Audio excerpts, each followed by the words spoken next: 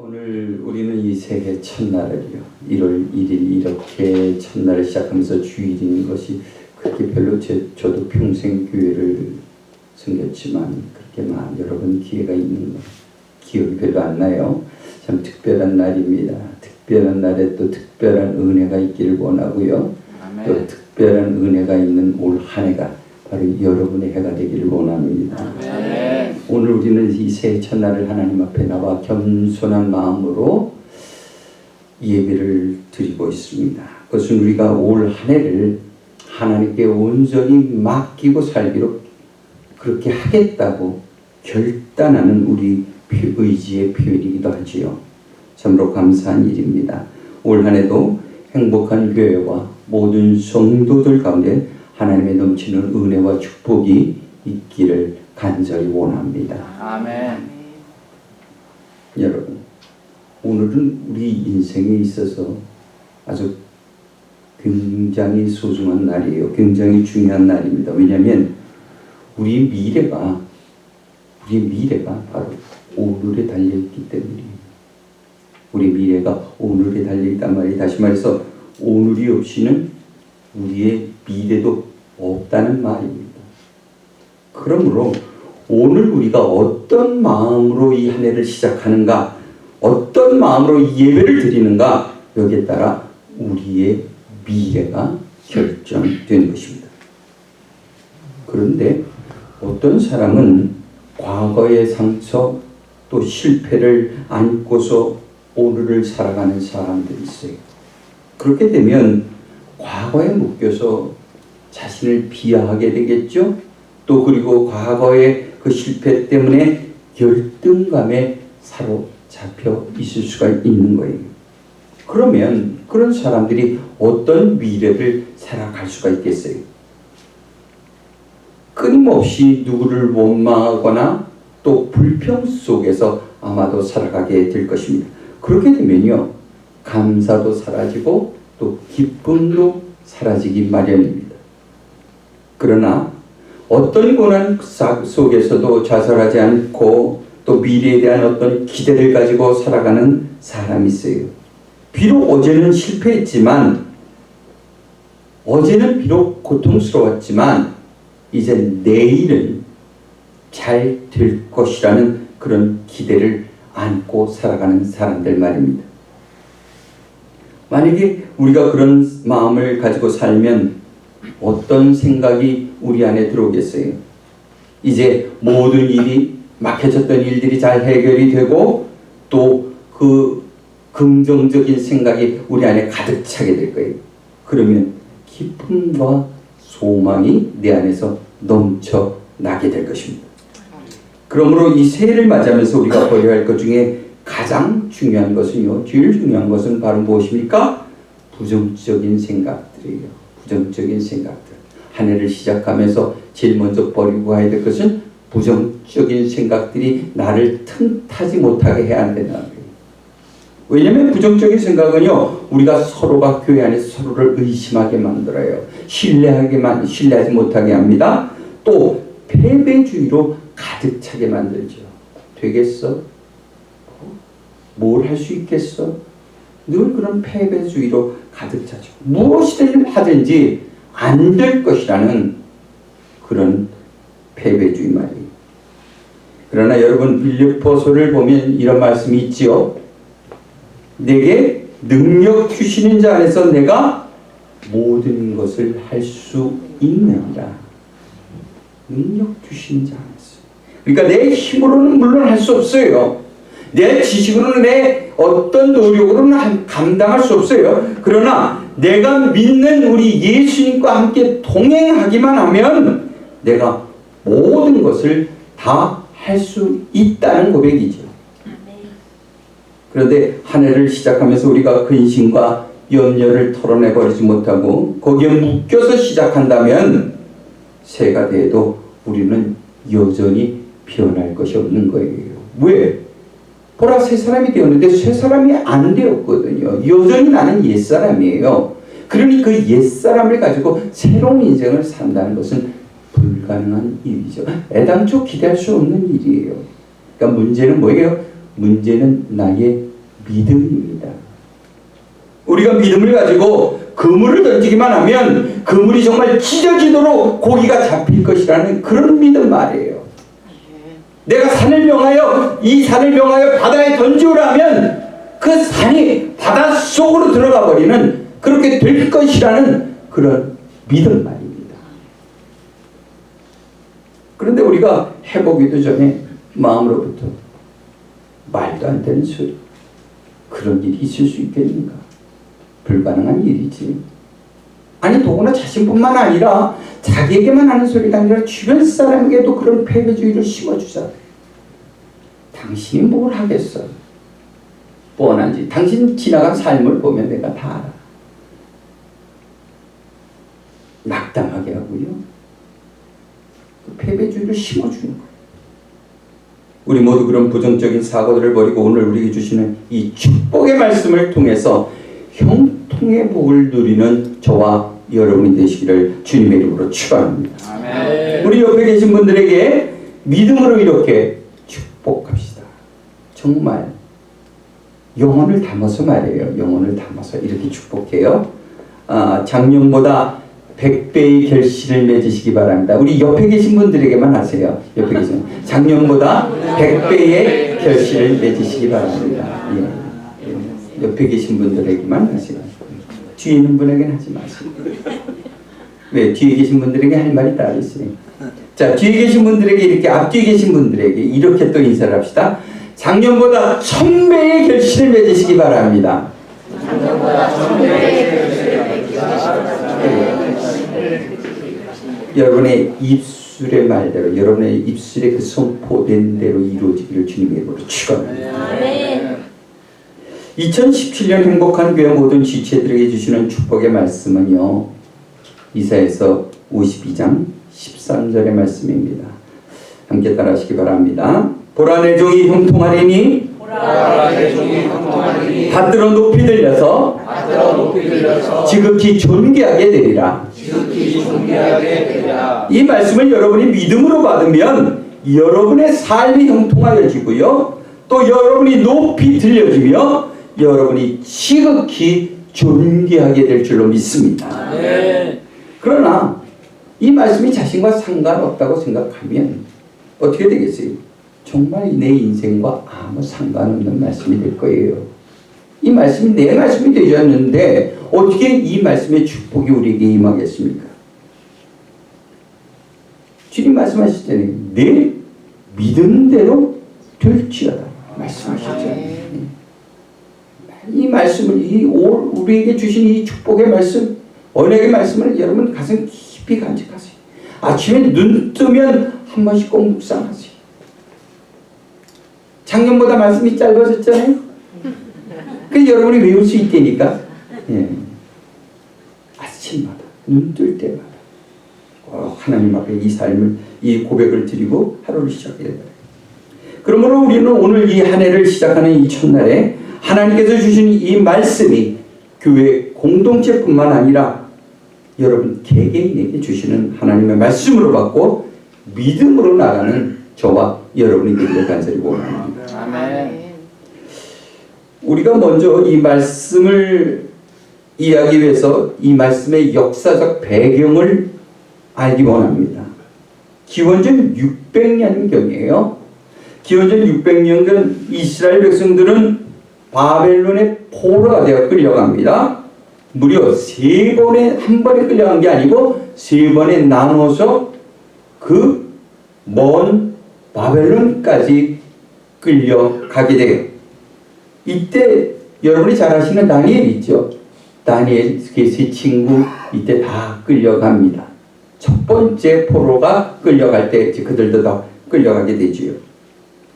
그런데 3번인데 그 중에 마지막 끌려갈 때는요, 예루살렘 성을 저들이 다 파괴해버려요. 성이 다 회파되어지고 또 성전에 있던 그 성물들 하나님의 것이잖아요. 그것들을 저들이 다 약탈해 갖고 갑니다. 그러니 이제는 그나마 예루살렘에 남아있는 사람들은 그저 이제 미천한 신분들의 사람들이었어요. 지도자급들은 하나도 없어요.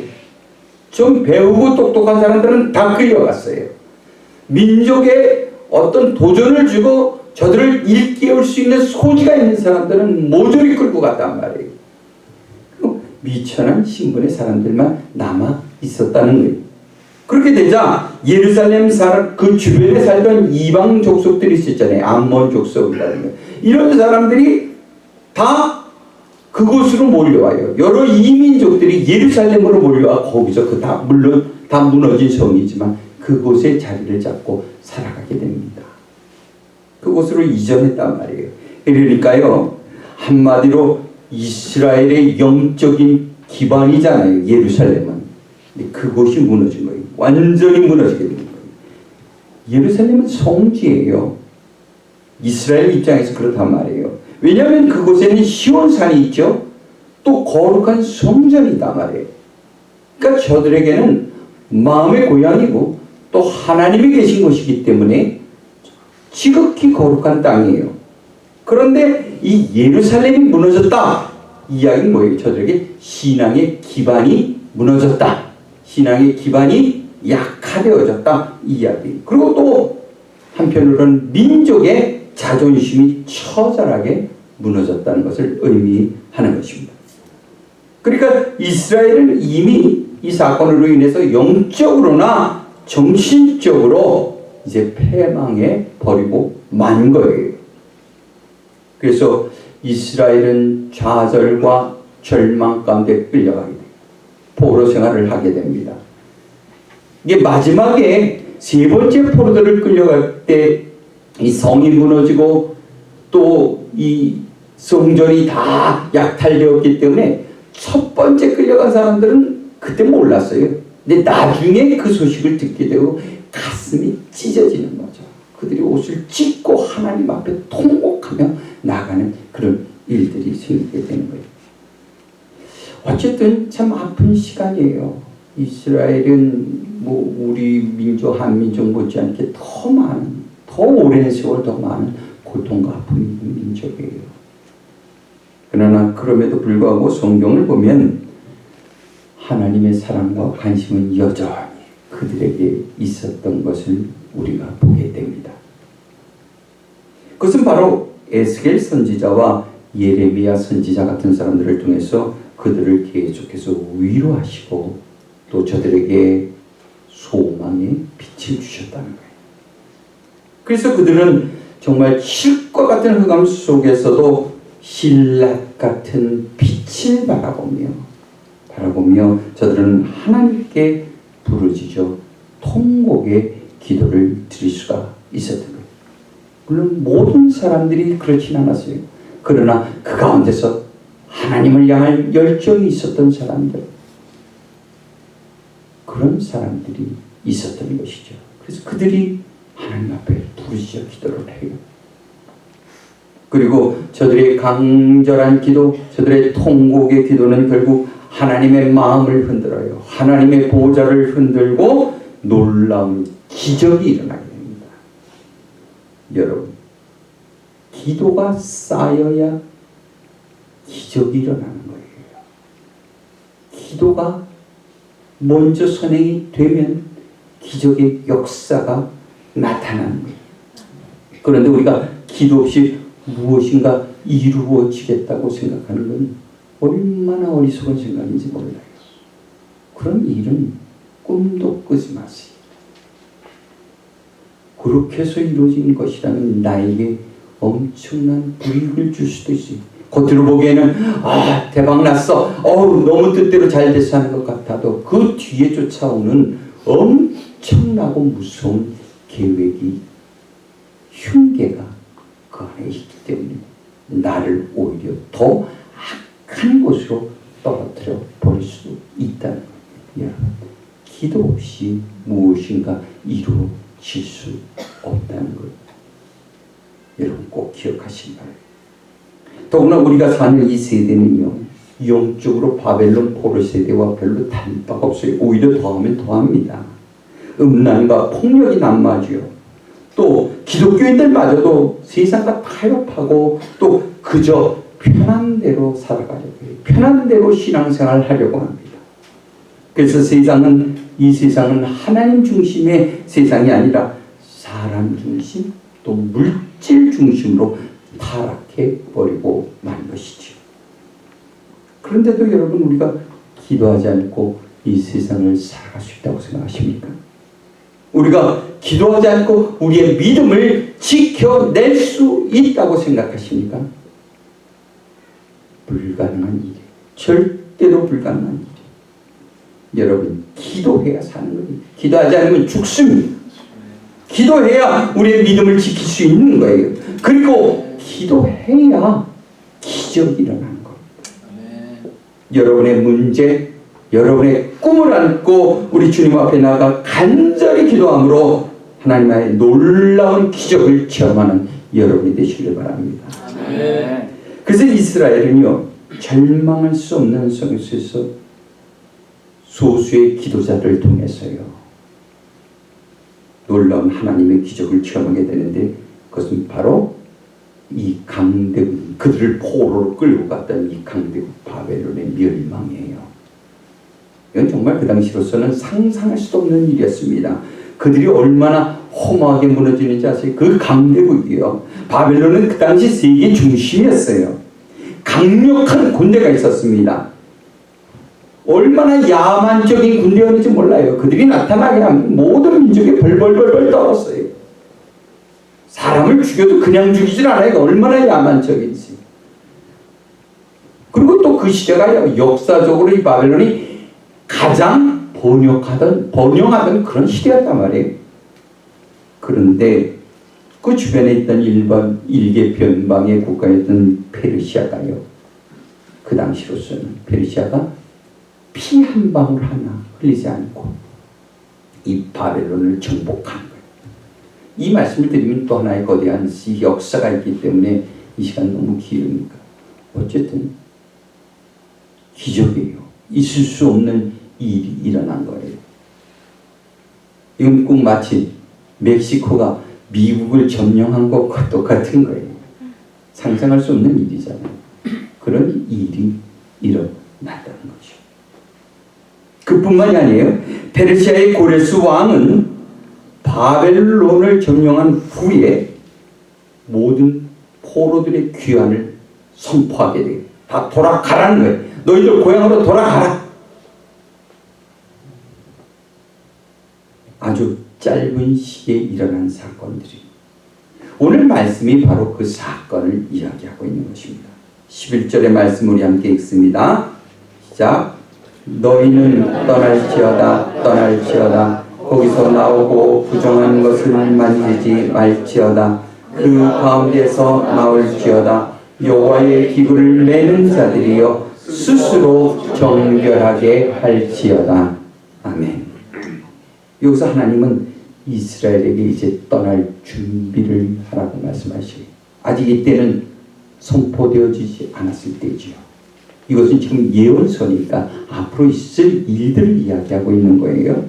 그러니까 하나님은 이스라엘에게 자, 이제 떠날 준비를 하라 말씀하시고, 이제 바벨론이 망하고 너희들이 모든 이 죄악의 도시를 떠나야 할 날이 다가오고 있으니 준비하라는 겁니다.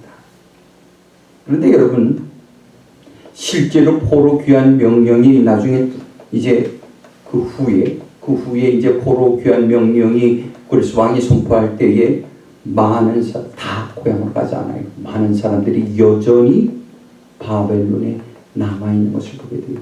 참 이해할 수 없죠. 해방이 되었다는데요, 돌아가라는데요, 안 돌아가요. 많은 무리들이 가기는 했지만 많은 사람들이 그냥 그 죄악의 도시, 우상 숭배의 도시 바벨론에 여전히 남아 있어요. 왜 그랬을까요? 저들이 자유를 찾아 죄악의 도시를 빨리 벗어나고 싶었을 텐데 말이에요. 왜 많은 사람들이 죄악과 우상 숭배의 도시인 바벨론에서 머뭇거리고 있었을까요? 이것은 오늘날 우리에게도 시사하는 바가 큽니다. 그것은 그들이 바벨론에서, 죄악의 도시에서 한 70년쯤 살았잖아요.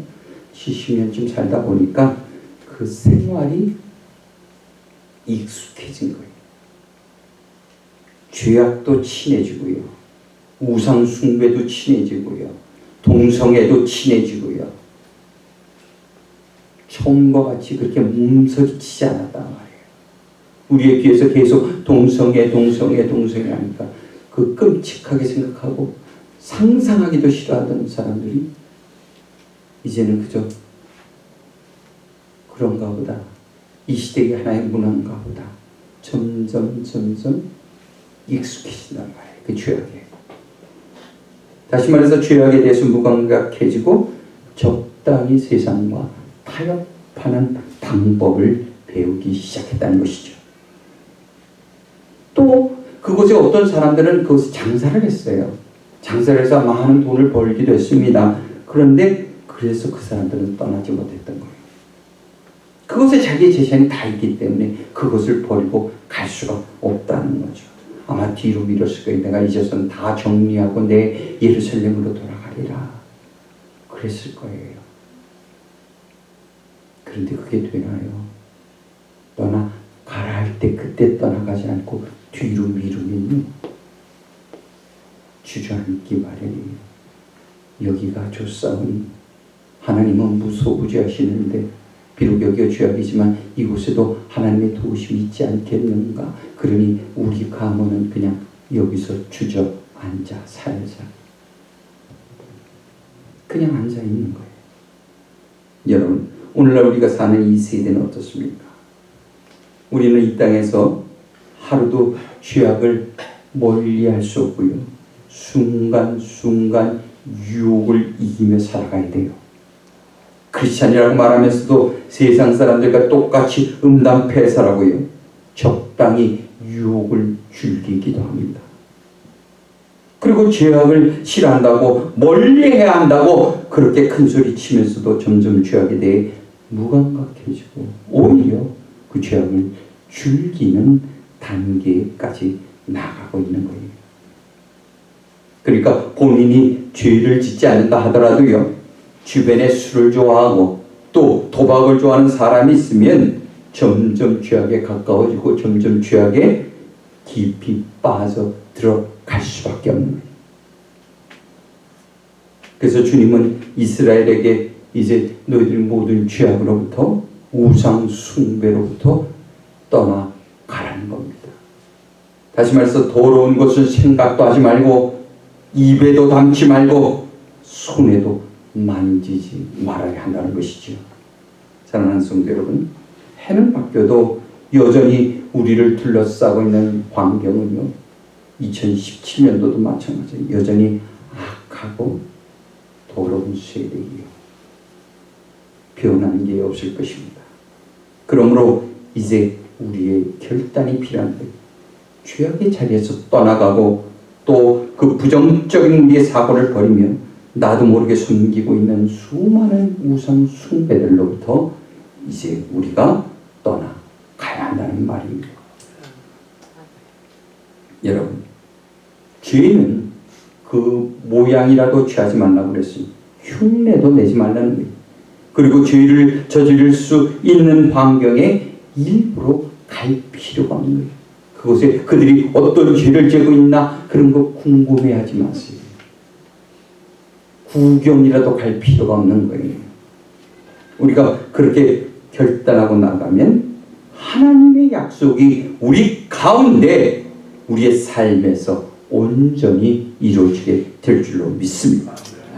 그러면 올해 우리가 이렇게 죄로부터 떠나기로 결단하고요, 정결한 삶을 살게 되면 어떤 축복을 누리게 됩니까? 13절의 말씀 함께 읽습니다. 시작. 보라, 내 종이 형통하리니 받들어 높이 들려서 지극히 존귀하게 되리라. 아멘. 여기서 종은 장차 오신 메시아를 가르치는 말이에요. 그러나 한편으로는 하나님의 백성, 곧 하나님의 종, 그도 바로 여러분들을 지칭하기도 하는 것입니다. 그러니까 하나님의 백성들이 거짓을 떠나고요, 음란과 탐욕을 버리며 하나님의 말씀 안에서 정결한 삶을 살아가게 되면 하나님의 축복을 받게 되는데, 그 그것이 바로 형통의 축복이라는 거예요. 여러분, 형통하다는 게 뭐예요? 형통하다는 건 가로막힘이 없다는 거예요. 여러분, 인생을 살아가는 데 있어서 가로막을 것이 없다는 거예요. 가로막을 자가 없다는 거예요. 다시 말해서 내가 가야 할 길이 시온의 대로와 같이 활짝 열려지고, 문제가 생겨도 도울 자가 같이 오며, 또 사방의 문이 닫혀도 캄캄히 사방의 문이 닫혀도 하늘 문이 열리는 거예요. 하늘 문. 그래서 그것을 통해서 복이 들어오게 된다는 겁니다. 또 형통하다는 것은 또 다른 의미도 있어요. 이것은 지혜롭고 신중하게 처신한다, 이런 의미도 가지고 있어요. 그러니까 하나님이 지혜를 주셔서 여러분들이 모든 일을 어떤 결정을 하고 판단할 때 그 일이 참으로 의롭게 이루어진다, 이런 의미를 가지고 있는 거예요. 그런데 여러분, 우리가 이런 복을 받게 되면 우리만 복을 받는 게 아니에요. 우리 주변에도 놀라운 일이 생깁니다. 이게 형통의 복의 특징이에요. 그러니까 다시 말해서 우리가 어떻게 되는가? 우리가 축복의 통로로 쓰이게 된다는 거예요. 형통의 복을 받은 자들은 자신만 복을 받는 게 아니라 우리 자신이 축복의 뭘로 쓰인다고요? 통로로 쓰이게 된다. 그래서 우리가 직장을 갖게 되면요, 그 직장이 복을 받아요. 우리가 사업을 운영하면 그 사업체가 복을 받습니다. 그뿐만 아니 결혼하면 그 가문이 복을 받게 되는 거예요. 바로 여러분 때문에. 그뿐만이 아니에요. 또 과거의 실패, 과거의 아픔이 있잖아요. 그 모든 것이 다 회복되어져서 또 모든 부끄러움, 나의 과거의 모든 부끄러움이 다 사라지고 사람들로부터 높임을 받게 된다는 거예요. 존경을 받게 된다는 거예요. 존경받을 수 없던 자가 존경을 받고 인정받을 수 없는 자가 인정을 받게 된다는 거죠. 그런데 그런 일들이 스스로의 힘, 어떤 노력, 지혜, 이것으로 이루어지는 것이 아니라 누가? 하나님께서 직접 높여주시겠다는 거예요. 그리고 그 방법을 바로 12절에 기록하고 있습니다. 12절 말씀 한 게 있습니다. 시작. 여호와께서 너희 앞에서 행하시며 이스라엘의 하나님이 너희 뒤에서 호위하시리니 너희가 황급히 나오지 아니하며 도망하듯 다니지 아니하리로다. 할렐루야. 할렐루야. 하나님께서 직접 우리 앞에 나셔서 그 갈 길을 인도해 주신다는 거예요. 내 발 앞에 등불이 되어 나를 인도해 주시겠다는 거예요. 또 그뿐만 아니에요. 우리의 뒤에서도 안전하게 지켜주시겠다는 거예요. 앞에서, 뒤에서. 여러분, 이 말씀을 보면 무엇이 생각나나요? 이스라엘이 애국을 탈출할 때 어떤 일이 있었어요? 앞으로 인도하시고 뒤에 구름 기둥을 세워 적들이 다 가지 못하게 지켜주시는 놀라운 은혜, 그게 바로 형통의 복이. 참으로 놀라운 하나님의 은혜입니다. 사실 포로된 자가 자유를 얻게 된 것도 어떤 값을 치르고 나온 게 아니잖아요. 저들이 이스라엘이 자기들이 그 포로에서 풀려나기 위해서 돈을 주고 나온 게 아니에요. 오로지 하나님의 은혜였습니다. 그런데 거기에 대하여 우리가 가는 길을 인도하시고 보호해 주시겠다는 거예요. 하나님을 믿는 것만도 이미 엄청난 은혜고 예수 그리스도를 나의 구주로 영접함으로 이미 우리는 영생을 얻었는데 거기에 복을 더하여 하나님께서 여러분의 앞길을 인도하시고 뒤에서 지켜 보호해 주시겠다는 거예요. 그리고 말씀하시기를 너희가 죄악을 떠날 때에 두려워하지 말라. 두려워하지 말라. 너희가 지금 죄악의 깊이 가운데 있어서 이것을 떠나게 되면 네가 망할 것 같지만 그렇지 않아. 내가 너를 인도해 줄 거야. 너를 지켜줄 거야. 그러니까 너는 두려워하지 말고 담대하겠다. 그러니까 도망치듯이 도망가지 마. 그 떠나지 마라. 담대하게 가. 담대하게. 왜냐하면 너희를 도우는 이가 나 여호와 하나님이기 때문이야.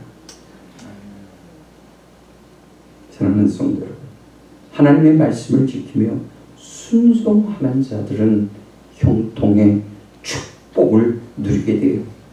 그런데 물질뿐만 아니라 명예와 지혜를 더하여 주시겠다는 거예요. 이처럼 하나님은 우리에게 복을 주실 때 언제나 우리의 상상을 초월하는 복을 주시고, 그리고 우리가 간과한 것보다 언제나 항상 더 많은 것을 주시는 분입니다. 저는 이 말씀을 받고 얼마나 기뻤는지 몰라요. 여러분, 지난 1년 동안 정말 수고들 많으셨어요. 정말 수고 많으셨어요. 참으로 우리가 어려운 시간들도 보냈습니다.